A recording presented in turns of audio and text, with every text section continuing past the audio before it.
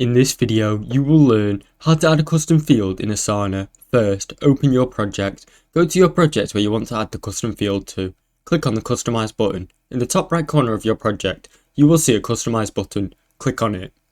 Then, under the Field section in the sidebar, click on Add Field. Create a new custom field. If you want to create a new field, click on New Field. You will be prompted to give a field name and choose the field type. This field type can be number, drop-down, date or text. Select field type. Asana allows different field types such as number, text, drop-down, dates and checkboxes. Configure options from drop-down or other fields. If you select a drop-down or other field, you'll be able to add and customize the options that users can choose from. Save your custom field. After configuring your custom field, click Save Custom Field.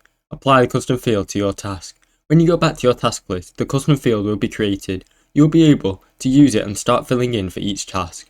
Thanks for watching. Don't forget to like and subscribe.